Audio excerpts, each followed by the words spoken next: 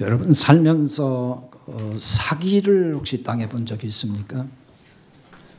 저도 사기를 당해본 적이 있는데요. 왜 사기를 당할까요, 사람들이? 사기꾼에게 왜 사기를 당하죠? 욕심 때문에요. 뭐 여러 가지 이유가 있습니다만은 사기꾼 말을 들어보면은 이치에 맞는 말을 잘해요. 아주 딱 맞는 얘기 들어보면은 기가 막히게 맞는 얘기. 그래서 속는 거잖아요. 이단이나 사이비 종파 교주들에게도 그 사기당하는 교인들 많습니다. 소위 종교 사기죠. 그것은 영적 사기를 당하는 경우가 많은데 역시 마찬가지예요. 말을 들어보면은 다 맞는 말 같고 다 진리 같고 뭐 다른 게 별로 없어요.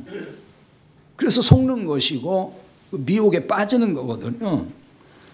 우리 사회에 횡행하는 그 이단 사이비는 전부 다 정통 교회 교인을 타깃으로 삼죠.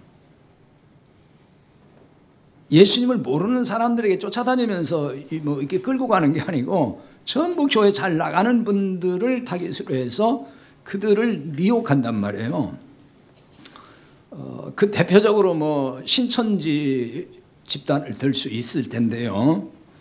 이 사람들은 그 수단 방법을 가리지 않고 어떻게 하든지 그 끈질기게 접근을 해서 목표를 이루어가고 있어요.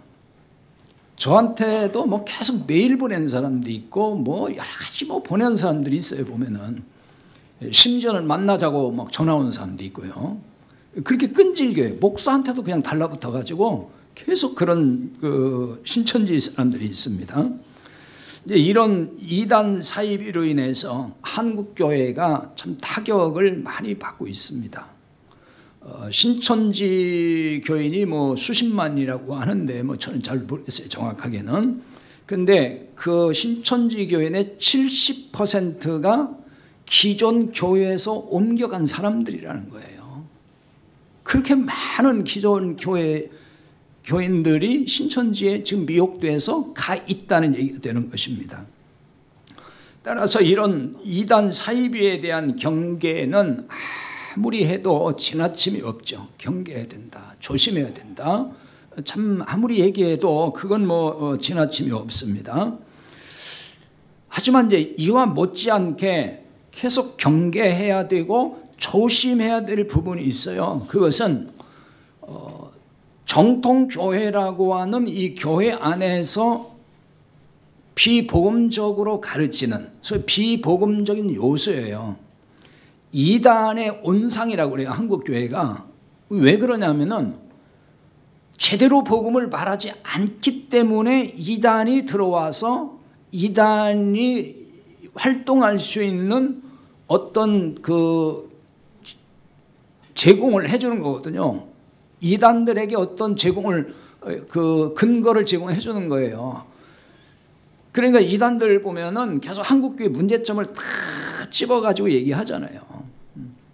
그러니까 제대로 복음을 알려주면은 절대로 그런 일이 없을 텐데 한국교회 안에서 제대로 복음을 말하지 않다 보니까 이단들에게 빌미를 주는 것이 또 됐다, 그런 얘기입니다.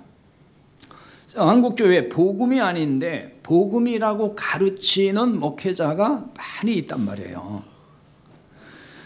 한국교회에 막강한 영향력을 행사하는 대형교회 목회자들 가운데 또 많아요. 이런 데 심각성이 있는 거죠. 이들이 한국교회의 어떤 그 주류 세력을 형성하고 있거든요. 그러니까 맞다고 생각하는 거예요. 사람들이 다 그쪽으로 따라가는 거죠. 수많은 교인이 이런 교회에 출석하고 있고 이런 목회자들이 목회하는 교회를 다 다니고 있어요. 그리고 그 교인들은 문제의식이 별로 없습니다. 거기서 가르치는 것이 다 맞다고 생각하는 거예요. 그래서 거기를 다니는 거 아니겠어요? 그냥 맞다고만 생각하는 게 아니에요. 그런 교회 다니는 거를 굉장히 자랑스러워해요. 아주 자긍심을 가져요. 마치 명문대학교 다니는 것처럼 그렇게 생각하는 사람들이 많아요. 이들이 출석하는 교회에서 가르치는 게 이게 복음이 아닙니다. 이렇게 얘기를 하면은 그 사람들이 뭐 수긍하고 그래? 한번 생각해 봐야 되겠네 이럴까요? 절대로 그렇지 않습니다. 오히려 발끈하고 나오죠. 무슨 소리냐고. 이런 교회에서 전하는 말씀이 그들은 전혀 틀린 게 없다고 믿는 거거든요.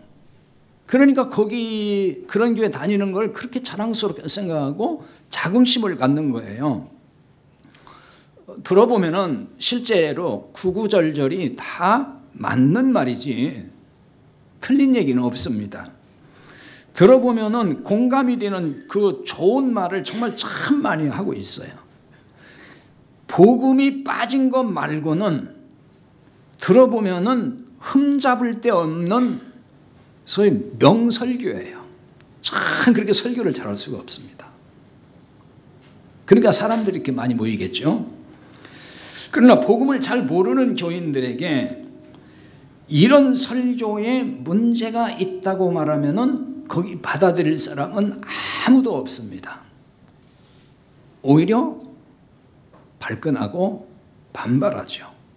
그렇게 말을 하면은 말하는 사람이 당신이 뭐가 잘못됐다 이렇게 얘기합니다. 심지어는 당신 어디 뭐 이단에 빠졌냐 이렇게 얘기한다고요. 문제 있다고 생각하는 거예요. 우리가 복음을 안다 그러면은 이제 분별할 수 있어야 됩니다.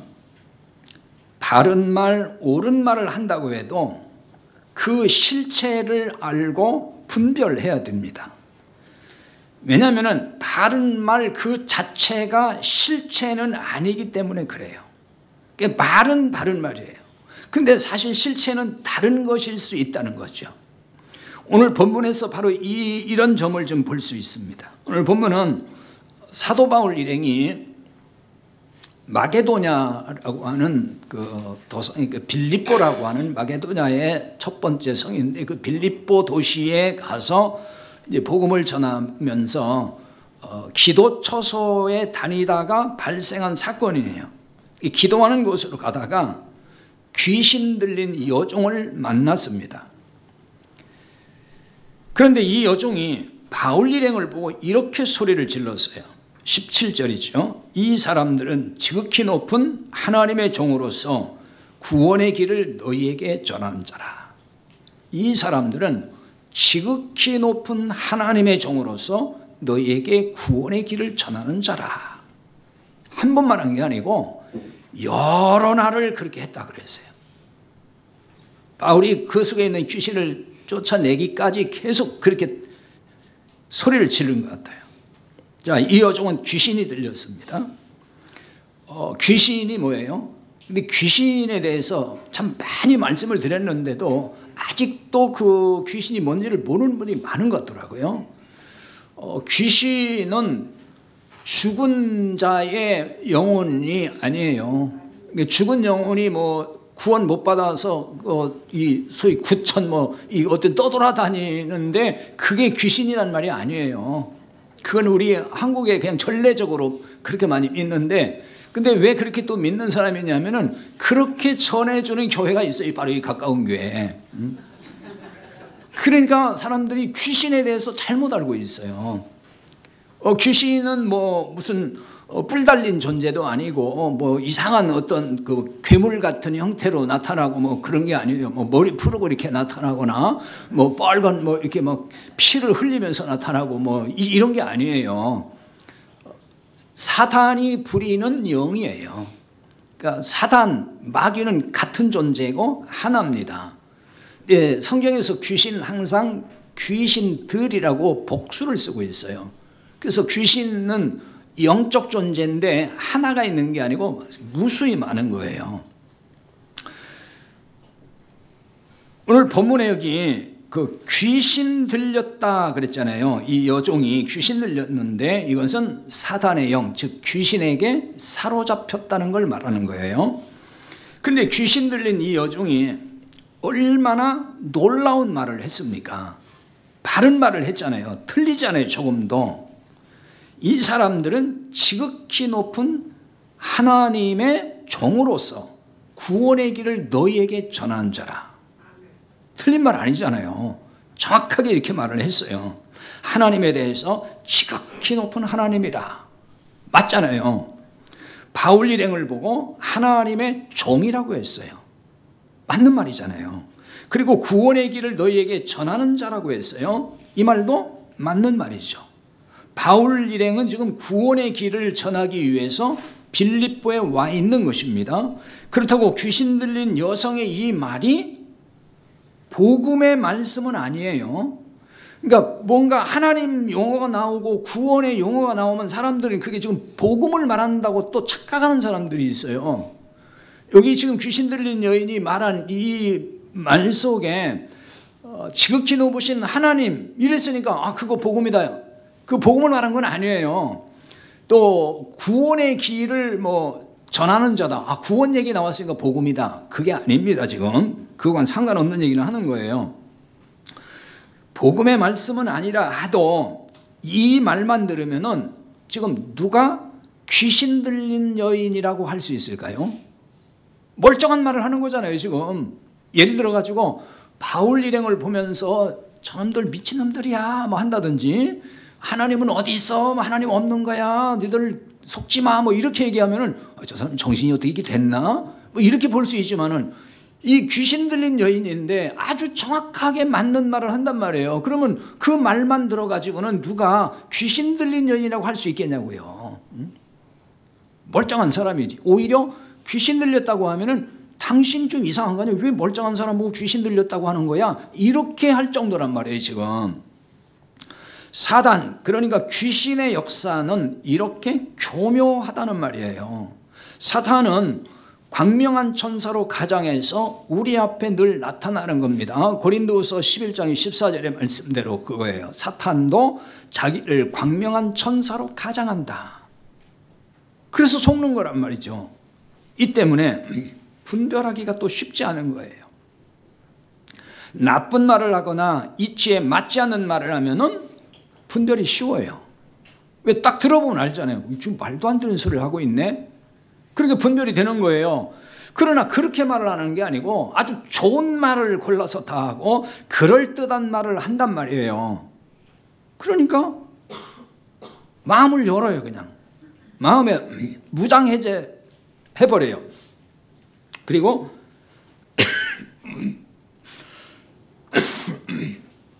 그냥 듣는 거죠. 다 들어버려요. 본문에 귀신 들린 여인은 점을 쳤다 그랬어요. 16절에 보면 이제 점치는 여인이라고 나오죠. 여종이라고. 근데 여기서 점이란 말은 헬라어에서 푸돈이란 말이에요. 푸돈이란 단어를 썼는데 원래 이 푸돈은 그리스 신화에 나오는 뱀의 이름입니다. 그래서 로마 제국 시대부터 사람들이 이 푸돈을 점치는 영이라고 말을 했어요. 근데 이 여종은 점치는 일을 좀 했거든요. 그럼 점치는 일을 했다는 게 무슨 뜻일까요? 16절에 보면은 점치는 여종이 나오고 그 다음에 점으로 이롭게 하는, 그러니까 점이라는 용어가 두 번 나와요. 16절에 보면은. 근데 이제 두 번째 나오는 점은 푸돈이라는 단어가 아니에요. 이거는 조금 다른 단어인데 만티오마이라고 하는 그 동사인데 이 말은 예언한다는 뜻입니다. 예견한다 그런 뜻이에요. 그러니까 이 여종이 사람에게 지금 돈을 받고 예언했단 말이에요. 그걸 여기서 점치는 점을 쳤다고 말을 하는 겁니다. 점으로 그 주인들에게 큰 이익을 주는 자라는 말이 바로 그 뜻입니다. 점을 쳐서, 즉 예언을 해서 그 주인들에게 이익을 주는 자라는 것입니다. 근데 주인들이라고 했어요. 복수입니다. 주인이 한 사람이 아닌 거예요. 신기하죠? 여종을 여러 명이 소유하고 있는 거예요. 소유권이 여러 명이 있다 그 말입니다. 그 당시 종은 그냥 물건 취급이 됐어요. 그래서 여러 사람들이 사고 팔았거든요. 그래서 여러 명이 지금 소유하고 있는 상태입니다. 그건 뭘 말하냐 그러면은 그 정도로 점을 잘 쳐서, 그러니까 예언을 잘해가지고 돈벌이가 좋았다 그 얘기예요. 돈을 많이 벌었다는 거죠. 한 사람의 목 정도가 아니라 여러 사람이 나누어도 충분한 그런 돈을 벌었다는 말이 되는 것입니다. 점을 쳐서 많은 수익을 올린 일은 그 정도로 예언을 잘했다는 말이 되는 거죠. 쪽집게 그냥 잘 맞춰요. 예언을 너무 잘하는 거예요. 그러니까 고객이 많은 거죠. 많은 사람이 와서 돈 내고 예언을 거기서 받는 것입니다. 악한 영, 귀신이 나이 어린 이 여성에게 들어가서 예언을 했어요. 여기 지금 그 여종이라는 말은 사실은 소녀란 뜻이거든요. 파이디스케라는 헬란 말인데, 그래서 이건 어린 여종을 말합니다. 나이가 많은 어떤 여종이 아닙니다. 나이 어린 여종이라고 볼 수 있습니다.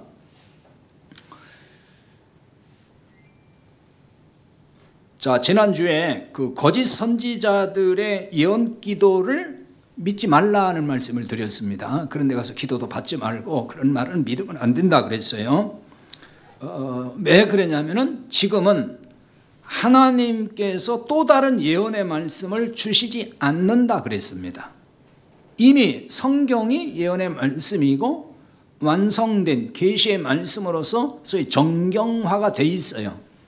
그래서 더 이상 계시, 새로운 계시를 통해서 하나님의 말씀이 더 이 말씀이 부족해서 이 성경이 부족해서 뭔가 아직도 부족해서 한 2% 부족해서 거기다 더 보탤 말씀이 없다 그 말이에요. 그리고 굳이 하나님께서 또 어떤 사람을 통해서 계시해 주고 예언의 말씀을 주실 일이 없다 그 말입니다. 또는 하나님께서 뭐 우리의 그 앞니를 이렇게 막 보여주고 개인 사사로운 어떤 앞니를 보여주고 시시콜콜 지시하지 않는단 말이에요. 근데 예언 기도하는 사람들은 다 개인의 사사로운 어떤 일에 대해서 앞날을 얘기해 주잖아요. 그리고 이렇게 하라 저렇게 하라. 그런 거 안 한단 말이에요. 하나님은. 그런 일이 없어요. 예언 기도하는 자들이 주로 뭐라고 하냐면 하나님이 자기에게 음성을 들려줬다, 하나님이 나에게 뭘 보여줬다 이런 식으로 말을 해요. 그리고 또 기도하면서도 지금 하나님이 말씀한다고 하면서 얘기를 한다고요. 거기에 속으면 안 된단 말입니다. 자, 어느 교인이 이제 그런 걸 믿는 사람들은 뭐 일이 있으면 꼭 가서 기도를 받는 사람들이 있어요. 예를 들어 가지고 아파트를 한 채를 좀 사야 되는 게 있는데 이걸 사야 되는 건지 말아야 되는 건지 하나님의 뜻이 궁금하다 그거예요. 그런 데 가서 기도를 받아요. 그럼 이제 기도를 받았는데 뭐라고 나왔냐면은 앞으로 2년 뒤에는 폭등할 거니까 지금 사라. 그래서 샀어요. 근데 2년 뒤에 진짜 폭등이 돼가지고 아파트가 엄청 올라가서 수지 맞았어요. 그럼 그게 하나님 뜻인가요? 그 하나님 뜻이에요. 맞았으니까. 여러분 거기에 속으면 안 되는 거예요. 만약에 사람들이 그게 안 맞아가지고 폭락이 됐다 오히려. 그러면 에이 저거 가짜 그럴 거예요. 그런데 맞았어. 그러면 봐 진짜지 거봐. 이렇게 사람들이 생각한다는 거예요. 근데 그것도 가짜예요. 그거 알아야 돼요. 그거 속는 거예요. 그거 귀신의 장난이에요. 그거는 점쟁이 무당들이나 하는 말이에요. 하나님은 이렇게 말씀하지 않아요. 만약에 그게 사실이고 그게 진리라면은 그럼 다 어떻게 해야 돼요, 여러분? 그치, 다 그래야 되는 거예요. 여러분이 그럼 집 한 채 살려면 가서 또 기도받아야 되고, 그 다음에 또 뭐 땅 살라고도 그렇고, 집 팔아야 될 때도 그렇고, 이사 갈 때도 그렇고, 실제로 그렇게 만날 그런 사람들이 있다니까요. 그 얼마나 혼란스럽고 헷갈리겠냐고요. 그런 걸 믿으면 안 됩니다. 왜? 하나님은 그렇게 안 하신다고요. 절대로, 야, 아파트 올라올 테니까 사. 그런 말 안 하셔요. 그런 말씀. 이거 땅 사놓으면 너 부자 될 테니까 사라. 그렇게 안 하셔요.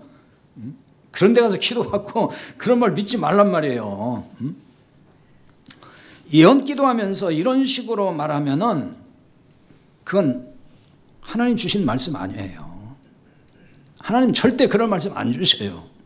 이건 다 귀신이 하는 말이에요. 귀신이 보여주는 말이란 말이에요. 하나님은 이런 방식으로 자질구레한 것까지 지시하는 분이 아니라 그 말이에요. 이거 잘 생각해야 됩니다. 그럼 만약에 그게 맞다 그러면은 여러분 다 그렇게 살아야 되잖아요. 그러면은 하나님 오늘 교회를 가야 되는데 버스 타고 가야 돼요? 택시 타고 가야 돼요? 자가용 타고 가야 돼요? 이거 물어봐야 될 거 아니에요. 하나님 오늘은 점심 뭐 먹어야 되죠? 물어봐야 될 거 아니에요. 언제 하나님이 그런 거 물어보라고 했냐고요. 그런 거 물어보는 게 아니에요. 자, 여러분이 예언기도 잘한다는 사람 만나서 기도를 받았습니다. 근데 생전 처음 본 사람이에요. 근데 여러분이 누군지를 잘 알아맞추는 거예요. 깜짝 놀라겠죠? 야, 진짜 신기하다. 어떻게 생면부지의 사람인데 나를 어떻게 저렇게 잘 알고 내 사정을 다 그렇게 알아맞출까? 그러면 이제 어떻게 돼요? 신뢰가 가잖아요. 기가 막히게 맞추니까. 거기에 마음을 닫을 사람이 어디 있어요? 마음을 열지. 야, 진짜 하나님이 저 사람 속에서 역사하는가 보다 이렇게 믿는단 말이에요. 하나님이 역사하시는 진짜 주의 종이다 한다든지 뭐 이렇게 믿는단 말이에요. 그래서 무슨 말을 해도 다 믿으려고 해요. 그래서 근데 가면 안 됩니다 이렇게 말하면은 말 들어요? 절대로 안 믿어요. 그래서 안 들어요. 그런 사람들은 오히려 뭐라고 하냐면은 한번 가보세요. 생각이 달라질 거예요. 이렇게 얘기한단 말이에요. 내가 체험했다고요. 가보지도 않고 왜 그거 가지 말라고 하냐. 그런 식인 거예요. 그렇게 믿는다는 거죠. 그러나 이렇게 말 잘한다면은 성령의 역사가 아니고 사탄의 영이고 그거는 귀신이 하는 짓입니다. 여기 귀신 들린 여종이 처음 본 사도 바울 일행을 얼마나 잘 알아맞췄습니까? 하나님의 종으로 구원의 길을 너희에게 전하는 자라. 아주 정확하게 말을 했잖아요. 언제 뭐 사도 바울을 뭐 만나봤나요? 뭐 처음 봤는데 그렇게 말을 한 거예요. 정확하게 본 거예요. 정확하게. 표면적으로 보면은 바울 일행을 사람들에게 홍보해 주는 것과 같아요. 사람들이 큰 소리로 외쳤다니까요. 그냥 조용조용히 바울 옆에 와서 얘기한 게 아니고 사람들 들으라고 이 사람들은 지극히 높은 하나님의 종으로 너에게 구원의 길을 전하는 자라 하면서 막 소리를 질렀단 말이에요. 그러니까 주변 사람들이 다 듣도록. 그러니까 사도 바울을 지금 알려주고 있잖아요. 홍보해주고 있는 거예요. 마치 바울 일행의 전도 사역을 적극적으로 지원해 주는 것처럼 보인다고요. 그러니까 최소한 이 내용은 아무리 살펴봐도 회방하는 말로는 들리지 않아요. 바울의 전도 사역을 회방하는 걸로 들리진 않잖아요. 뭔가 협조하는 것 같잖아요. 그럼 바울이 그걸 듣고 좋아했을 거예요. 이야, 참 너 기가 막히네. 어떻게 나가 이런 사람인 걸 알고서 저렇게 막 소리를 지르고 우리를 저렇게 홍보해 줄까? 참 고맙기도 하다. 뭐 이랬나요? 그렇죠. 괴로웠다. 그래, 괴로워했다. 18절에 보면은 바울이 심히 괴로워했다. 그래서 그 말을 듣고서. 그 왜 괴로웠을까요? 무슨 나쁜 소리도 아닌데 사도 바울을 욕하는 것도 아니고 막 전도하지 말라고 막 이렇게 하는 것도 아니고 그냥 뭐 맞는 말을 했는데 뭐가 그렇게 괴로울까요? 여기 괴로웠다 이 말의 원문의 뜻은 하나는 불쾌하게 여긴다는 말이 뜻이 있고 또 하나는 슬퍼한다. 몹시 슬퍼한다는 뜻이 있어요. 이 두 가지가 저는 다 교차하고 있다고 봐요. 하나는 뭐냐? 이 여종에게 있는 배후의 실체를 바울은 지금 보고 있는 거잖아요. 그래서 괴로운 거예요. 그 실체를 보는 거예요. 지금 말만 가지고 판단하는 게 아니고 저 말하는 그 배후에 누가 있는 걸 아는 거란 말이에요. 지금 그 괴로운 거예요.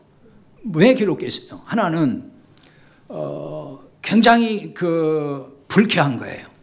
왜? 귀신이 나를 가지고 자꾸 들먹거리니까 그 불쾌한 거잖아요. 만약에 귀신 들린 사람이 여러분의 이름을 자꾸 들먹거리면서 너는 뭐지? 너는 뭐지? 그러면은 기분 좋겠어요? 기분 나쁘죠. 옳은 말을 하더라도. 그 다음에는 지금 이 귀신 들린 여종이잖아요. 그러니까 사람에게도 종이고 또 악한 영에게도 종이 되어버린 거예요. 얼마나 불쌍합니까? 바울이 볼 때 이 여인의 이 영혼을 정말 불쌍하게 본 거예요. 그게 슬픈 거예요. 그런 의미를 가지고 여기 지금 괴로웠다고 이렇게 하는 거예요. 이 여종은 자기가 믿는 신에게 들은 말씀이어서 예언한다고 할 거예요. 자기가 믿는 신이 내게 내려주는 말씀이라고 하겠죠. 그러나 이 배후에 좀 누가 있죠? 악한 영, 귀신이 역사를 하고 있는 거란 말이에요. 이 여종은 이걸 모르고 지금 귀신에게 이용당하고 있는 사람인 것입니다. 예언 기도하는 자들의 실체를 잘 분별해야 됩니다. 그럼 어떻게 분별하여 실체를 알 수 있을까요? 뭐 여러 가지가 있어요. 오늘 말씀을 통해서만 그냥 생각해 보면요. 자, 귀신 들린 여종은 돈을 받고 예언을 했어요. 물론 거기 주인들이 있습니다. 여종의 주인들이 그렇게 시켰을 거예요. 돈벌이로 내보낸 거죠. 예언 기도하는 거, 예언하는 걸 보고서 보니까 예언을 하는 거예요. 그러니까 내보내면은 상당한 돈벌이가 될 걸로 생각한 거예요. 이처럼 예언 기도하면서 어떤 형태로든지 금품을 요구하면 그건 보나마나 가짜입니다. 물론 금품을 요구하지 않는다고 그러면 진짜냐? 그것도 가짜입니다. 상관없이 가짜예요. 그러나 금품을 요구한다면 그건 볼 것도 없이 가짜예요. 대부분 아주 교묘한 수법으로 금품을 뜯어갑니다. 돈을 낼 수밖에 없도록 축복과 저주의 논리로 가스라이팅을 합니다. 그러니까 돈을 가져갈 수밖에 없어요. 봉투에다가 돈을 두둑이 넣어서 갈 수밖에 없단 말입니다. 그러니까 예언 기도하러 갈 때 지난주 말씀드렸지만은 빈손 가면 안 해줘요. 다 돈 가지고 가야 돼요. 그리고 사람을 자기 수입 올리는 수단으로 여기면 그게 가짜예요. 그러니까 사람을 수단으로 보는 거예요. 돈이 목적이에요. 그러니까 사람을 이용해서 혹은 교인을 이용해서 자기 수입을 챙기는 돈벌이로 생각한다는 거죠. 바울이 귀신 들린 여종에게서 귀신을 쫓아냈습니다. 예수 그리스도의 이름으로 명하여 귀신을 나가게 했어요. 그러자 이 여종에게서 이제 귀신이 나갔습니다. 그런데 문제가 발생했어요. 무슨 문제가 발생했을까요? 그렇죠. 예언을 못하는 거예요. 예언이 안 나와요. 이제부터는. 지금 이게 뭐죠? 정상으로 돌아간 거예요. 그게 비정상이 아니고 정상으로 돌아간 거예요. 그러니까 귀신처럼 맞추는 그 예언을 하는 것, 그게 정상이 아니에요. 그게 비정상인 거예요. 귀신처럼 잘 맞추는 예언을 못하는 거, 그게 정상이지 귀신처럼 맞추는 건 정상이 아니에요. 그건 귀신이 하는 거니까. 오늘날 귀신처럼 맞추는 예언을 하고 다닌다 그러면은, 그러니까 그건 정상 아닌 거예요. 그 사람은. 진짜 예언의 은사는 이런 일을 하지 않아요. 그러니까 자꾸 예언에 대한 얘기하면 사람들이, 아니 성경에 고린도 전서 14장에 보면 예언하라고 말씀도 했고, 또 12장에 보면은 예언의 은사라고 돼 있고, 근데 왜 예언에 대해서 그렇게 자꾸 비판만 하고 그걸 가짜라고만 합니까? 예언의 은사 분명히 있어요. 그거를 부정하는 게 아니에요. 근데 그 예언의 은사를 그렇게 해석하면 안 되는 거예요. 뭘 미래를 맞추고 뭘 알려주고 그런 게 아니에요. 예언의 은사를, 이제 그 은사에 대한 설교는 뭐 나중에 한번 할게요. 하는데 은사가 여러 가지가 있습니다. 고린도전서 12장에 있는 것만 있는 건 아니에요. 다른 서신서, 에베소서, 로마서 12장, 그다음에 또 뭐 고린도, 베드로전서 이런 데도 보면은 그 은사가 있어요. 그런 은사를 이렇게 이제 그룹별로 묶을 수가 있는데, 예언의 은사는 이제 말씀의 은사로 이렇게 묶어요. 왜 그러냐면은 구약에서 선지자들이 하나님의 말씀을 대언했잖아요. 그걸 예언한다 그랬단 말이에요. 그게 선지자거든요. 신약도 마찬가지예요. 하나님의 말씀이 정경으로 완성되기 전까지 예언을 하나님이 예언하게 하신 거예요. 그러니까 계시를 주셔서 말씀을 주시는 거, 그게 예언인 거예요. 근데 이제는 다 완성됐다고 그랬잖아요. 그러니까 더 이상 지금은 계시의 말씀이 예언으로서 필요가 없는 거란 말이에요. 그럼 예언의 은사를 그럼 어떻게 적용해야 되냐? 이게 말씀의 은사로 분류할 수 있다고 그랬죠. 그러니까 쉽게 말하면 이런 거예요. 이미 주신 이제 정정으로 완성된 이 하나님의 말씀을 깨닫고 이 말씀을 가지고 설교하고 가르치는 그 은사, 그게 예언의 은사라고 봐야 되는 거지. 무슨 미래를 알아맞추고 내일 일을 알려주면서 이렇게 하십시오 저렇게 하십시오 하나님이 이렇게 보여줬다, 그것은 성경적인 예언이 아니고 예언의 은사도 아닌 거예요. 그건 귀신의 역사예요. 여종에게서 귀신이 나가니까 이제 수익 창출이 끊어졌어요. 돈벌이가 안 되는 거잖아요. 예언이 안 나오는데 누가 돈 내고 예언을 와서 받으려고 하겠냐고요. 돈벌이가 안 되는 거예요. 따라서 이 여종의 주인들이 바울과 실라를 붙잡아 가지고 관원들에게 끌고 갔어요. 고소했어요. 여종의 공동 소유주들이 열받은 겁니다. 자기들의 수입원을 끊어놨으니까 가만히 있겠냐고요. 이게 세상이에요. 그러니까 세상 가치관이 이런 거예요. 물질적 손해가 조금이라도 나면 가만히 안 있어요. 절대로 가만두지 않습니다. 귀신 들렸던 여종이 온전해졌습니다. 이거 얼마나 기쁜 일입니까? 한 사람이 귀신에 사로잡혔다가 정상이 된 거잖아요. 그건 참 기쁜 일이지 그게 나쁜 일이 아니란 말이에요. 그러나 여기 주인들은 여종이 돈 버는 수단이고 돈이 목적이다 보니까 그걸 전혀 기뻐하지 않았어요. 오히려 지금 막 화가 난 거예요. 성질이 난 거예요. 이 때문에 바울과 실라를 붙잡아 가지고 관원에게 끌고 가서 고초를 겪게 만들었다는 거죠. 아주 감옥에 갇히잖아요.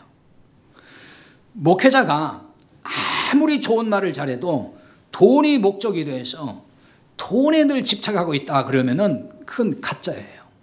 가짜로 봐야 돼요. 그러니까 교인을 재정 충당하는 수단으로 늘 본다. 그렇게 생각하는 목회자라면 정말 그건 가짜예요. 그래서 왜 교회 사고 판다는 말 들어보셨잖아요. 교회 이렇게 개척해 놓고 나서 신자 수가 딱 이렇게 어느 정도 차면은 넘기는데 신자 머릿수를 이렇게 계산을 해가지고 돈을 받는다는 거 아니에요. 그러니까 신자 교인 한 사람 한 사람 머릿수를 전부 다 돈으로 보는 거예요. 거기서 나오는 수입으로 본단 말이에요. 참 안타까운 현실이죠. 이런 것은. 그건 전부 다 가짜예요. 그런데 이런 목회자일수록 실제는 감추어요. 그리고 듣기 좋은 말로 현혹을 하는 거예요. 여종의 주인들이 이 관원들 앞에서 뭐라고 말했는가를 보면 알 수가 있어요. 여종의 주인들은 이 거짓 목회자 상을 보여주는 겁니다. 이 사람들이 그 당시 무슨 어떤 그 선지자거나 그런 건 아니지만은 거짓 선지자, 거짓 목회자 상을 보여줘요. 자, 왜 그런지는 이제 뒤에 가서 좀 더 살펴보겠습니다. 20절, 21절에 보면 이렇게 나와 있어요. 이 사람들이 유대인인데 우리 성을 심히 요란하게 하여 로마 사람인 우리가 받지도 못하고 행하지도 못할 풍속을 전한다. 이렇게 말을 했어요. 바울 일행이 성을 심히 요란하게 한 적이 없어요. 빌립보 성을 언제 요란하게 했냐고요. 들어와서 그냥 복음을 전하는 건데. 그러니까 요란하게 했다는 말은 폭동을 선동했다 그런 얘기거든요. 그런 뜻이에요. 이 성을 폭동을 일으키려고 무슨 대중을 선동하고 그런 적이 없는데 그런 식으로 지금 아주 그 굉장한 중죄인으로 지금 몰고 가고 있는 거죠. 거짓말을 하는 겁니다. 이렇게. 그리고 유대인임을 부각을 해요. 그래서 반감을 갖게 하는 겁니다. 왜냐하면 그 당시 로마 제국에서 유대인에 대한 인식이 좋지 않았어요. 그 당시에. 이런 현실을 이용해서 소위 인종차별적인 말로 악감을 품겠다는 거예요. 반면에 로마 사람인 우리가 받지도 못하고 행하지도 못할 풍속을 전한다 이렇게 말합니다. 로마 사람인 우리가 이렇게 말합니다. 이거는 지금 자신들은 유대인보다 민족적으로 뛰어나다는 점을 부각시키는 거거든요. 그래서 여기 빌립보 사람들에게 듣기 좋은 말이에요. 이게 지금 굉장히 듣기 좋은 말을 하는 것입니다. 호감을 사기 위해서. 근데 여기 풍속을 전하는 자라 그랬죠. 풍속. 이 풍속이란 말은 지난번에 그 율법을 설명할 때 나왔던 율법을 이제 헬라어로 노모스 그러고 그 다음에 거기서 나오는 관습, 전통 이런 걸 에도스라 그런다 그랬죠. 근데 여기 풍속이 뭐냐? 에도스입니다.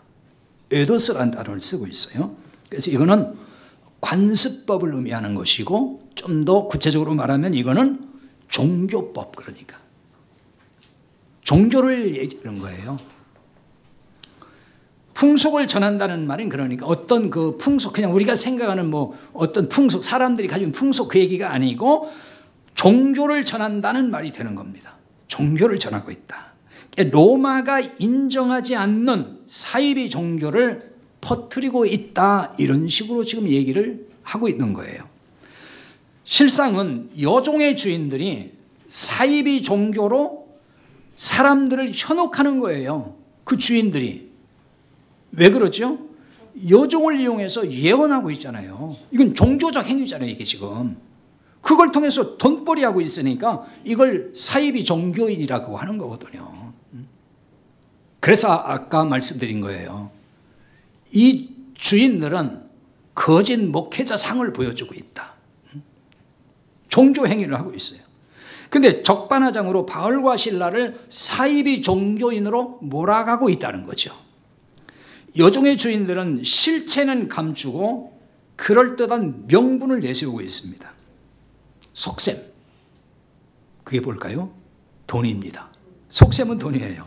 19절이잖아요. 19절에 여종의 주인들은 자기 수익의 소망이 끊어진 걸 보고 바울과 실라를 붙잡아 장터로 관리들에게 끌어갔다가 자기 수익의 소망이 끊어진 걸 보고, 그래서 문제를 삼은 거예요 지금.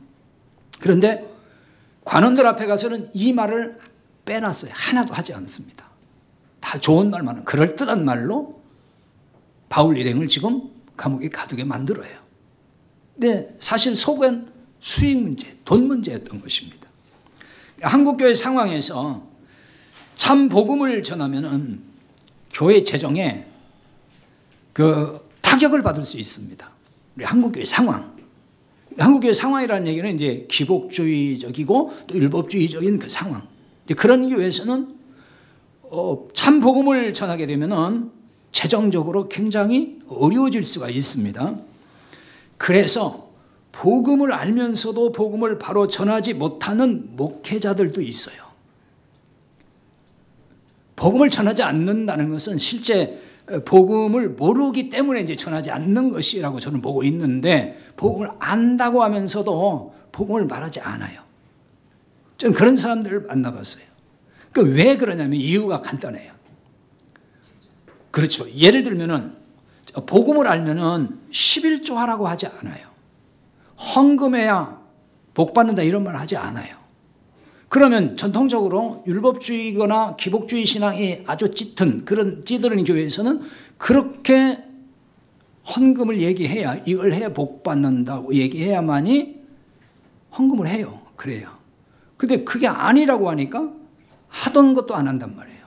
11조 하지 말라. 그러면 이제 11조? 그 돈 안 하겠죠, 전부 다. 그러면 교회 어떻게 되겠어요? 타격이 커지겠죠. 그래서 이 복음을 제대로 말해주기가 어렵다라고 하는 목회자들이 있어요. 제가 그랬죠. 그래도 해야 된다. 교회가 망해도 해야 된다. 제가 그랬어요. 근데 안 망한다 그랬어요. 또 걱정하지 말아라. 근데 그걸 굉장히 걱정을 해요. 돈에 너무 집착하고 있는 거잖아요. 우리 교회는 그래도 안 망했다 그랬어요. 그러니까 이게 관심이, 그러니까 영혼에 있는 게 아니에요. 생명을 살리는 일보다는 어떻게 하든지 돈을 많이 나오게 해서 교회를 운영하겠다고 하는, 거기에 더 관심이 많단 말이에요. 거기에 더 집중되어 있다는 얘기죠. 돈에 너무 거기에 아주 그냥 사람들의 관심이 쏠려 있다는 것입니다. 재정이 줄어들면은 자, 교회를 이제 운영하는 뭐 장로님들이라든지 운영위원들이 압박을 또 받아요. 어려우니까 당장 뭐 그 책임감을 느끼니까 압박을 받는 거죠. 그러니까 이 참 복음을 얘기하고 이런 그 물질에 관한 설교, 이제 11조나 헌금, 여불인 연보라고 하는데, 하여튼 그 부분을 제대로 복음으로 얘기하려고 하면은 그런 설교를 못하게 막아요. 그런 교회들이 있어요, 장로님들이. 그러면 헌금 안 나와서 교회 운영이 어렵습니다. 근데 그게 사람 생각으로는 틀림없이 그런 마음이 들 수 있다는 이해는 돼요. 왜냐하면 한국 교회의 재정의 7, 80%는 11조거든요, 사실은. 그걸로 운영하는 거예요. 그거 안 하면 어떻게 되겠어요?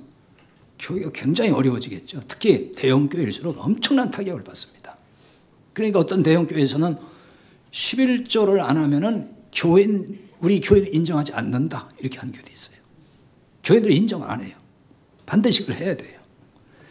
자, 가짜들은 속셈이 돈에 있으면서 그럴듯한 명분을 통해서 그 속셈을 숨기는 것입니다.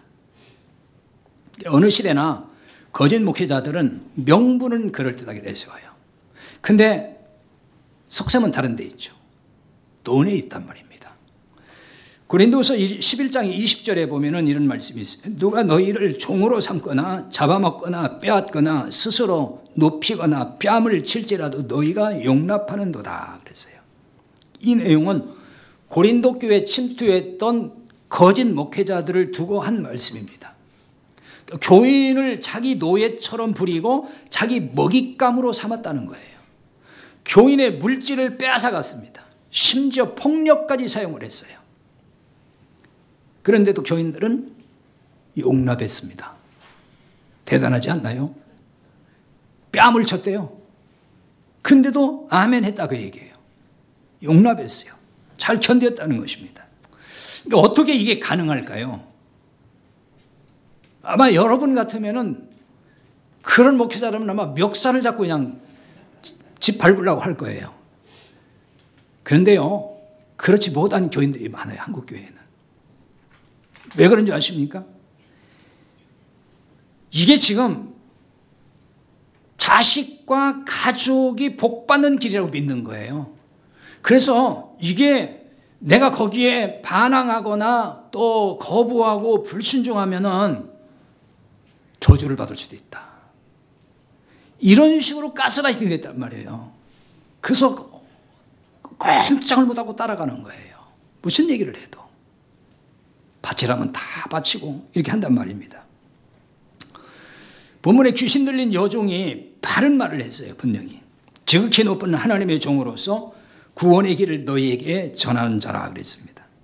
자, 이건 지금 귀신의 말이지 여종의 말이 아니에요. 여종을 통해서 귀신이 한 말이에요. 그럼 이렇게 바른 말을 한다고 해서 귀신이 천사 되는 거 아니죠. 바른 말을 했어요. 귀신은 구원의 길과 상관없어요. 상관없는 말인 거예요. 자, 여종은 분명하게 바울 일행을 보고 뭐라고 했냐면 구원의 길을 너희에게 전하는 자라 이렇게 말합니다. 너희에게 전하는 자다. 자신도, 이 여종이 자신도 구원받기를 원하면은 우리에게 전하는 자라 이렇게 말을 해야 돼요. 그러니까 너희, 우리, 이거는 다른 거예요. 너희 할 때는 나는 빠지는 거예요. 그럼 이 여종은 지금 이 구원의 길을 너희에게 전하는 것이지 나하고 상관없다는 거예요. 지금 너희라고 했으니까. 주로 우리라는 말보다 여러분이라는 말, 너희라는 말을 쓰는 사람을 주의해야 됩니다. 이게 좋은 게 아니에요. 제가 여러분을 보고 우리라고 하면은 저를 포함하는 말이 됩니다. 저를 포함해서. 근데 우리라고 하지 않고 여러분 이렇게 얘기하면은 저는 빠지고 여러분만 해당된다는 뉘앙스가 있는 거예요. 그래서 우리라고 하느냐 여러분이라고 하느냐 이게 굉장히 중요한 겁니다. 여러분 자꾸 그렇게 하면은 저하고는 관계없는 말이 되는 거고 나는 이미 이걸 다 해당 없는 말이 됐거나 다 이루어서 근데 당신들은 다 해당된다 이런 식이 되는 거거든요. 그래서 참 이게 위험한 말이기도 해요. 모든 설교는 성도들에게만 해당되는 게 아니고 설교자부터 해당이 되는 거예요. 저부터 해당되는 거예요. 그러니까 저에게도 하는 설교가 되는 겁니다. 그래서 항상 우리라고 해야 맞는 거예요. 우리. 귀신 들린 여종이 구원의 길을 너희에게 전하는 자라 이렇게 말을 했어요. 자, 이 말인즉 자신은 지금 구원의 길과 상관없다는 말이 되는 거잖아요. 이 여인이 지금 상관없는 사람인가요? 이 여종이야말로 구원의 길을 알아서 구원받아야 될 대상이에요. 이 말을 지금 누가 하는 말입니까? 표면적으로는 여종이 하는 말이지만은 악한 영이 하는 겁니다. 귀신이 하는 말이에요. 그러니까 귀신은 이 여종이 구원받는 걸 그렇죠. 회방하고 있는 거예요. 지금도 악한 영은 다양한 방법으로 교묘하게 구원의 길을 방해합니다. 그중 하나가 거짓 목회자들을 앞세워가지고 구원의 길을 방해하는 거예요. 거짓 목회자들도 하나님을 잘 아는 것처럼 설교를 해요. 항상 구원이라는 말도 잘 사용하고 복음이라는 말도 쓰고 예수님 믿으라고도 합니다. 그렇다고 복음 전하는 게 아니에요. 믿음의 내용으로서의 참 복음을 말하지 않는다 그 말입니다. 그 예수님을 믿는다 그러면 뭘 어떻게 믿어야 되는지 성경에서 뭘 믿으라고 하는지 이런 걸 알아야 되잖아요. 정확하게. 말씀을 어떻게 읽어야 되는지 그런 얘기는 하지 않아요. 지극히 높으신 하나님의 종이다. 맞는 말이에요. 근데 지극히 높으신 하나님은 어떤 하나님인지에 대한 것은 없는 거예요. 그런 식이란 말이에요. 항상. 생명을 주는 참 복음을 선포하지 않는다는 말입니다. 그러고 보면은 이런 목회자부터 복음을 깨닫고 구원받아야 할 대상이라고 할 수가 있어요. 하지만 이런 목회자들은 우리라는 말보다는 여러분이라는 말을 잘 사용합니다. 그 말은 뭐냐면은 자신은 빠지고 교인들만 겨냥하는 거라는 얘기죠. 나는 이미 구원받았고 당신들은 구원받아야 돼 이런 식이 되는 거예요. 그런데 자신은 구원받았다고 착각하는지 모르지만은 복음을 말하지 않는데 어떻게 구원받았다고 할 수 있겠느냐는 거죠. 나는 이미 구원받아서 구원과 상관없다고 생각하는 분들은 혹시 없습니까? 그래서 항상 말씀을 들을 때에도 이 말씀은 그냥 나보다는 너희들, 여러분이 필요한 말씀이지 나하고는 별로 관계없어. 이런 식으로 듣는 분은 없느냐는 거예요. 이게 참 위험한 거예요. 말씀은 항상 우리라고 하는 관점, 그러니까 우리 속에 내가 들어가서 같이 듣는 것이지 여러분이 너희가 당신들이 이게 아닌 거예요. 나는 구원받았고 나는 다 알고 있고 나는 이런 사람이고 그게 아니라 우리는 항상 같이 다 해당되는 걸로 들어야 되는 것이지 나는 쏙 빼버리면은 굉장히 위험해질 수 있습니다. 자, 오늘은 여기까지 말씀을 드리고 다음 주일에 오늘 본문의 말씀을 좀 더 이어서 설교를 하도록 하겠습니다. 시간이 많이 가서 여기까지 하고 한 주간도 모두 다 말씀으로 승리할 수 있기를 바랍니다. 기도하겠습니다. 함께 기도합니다.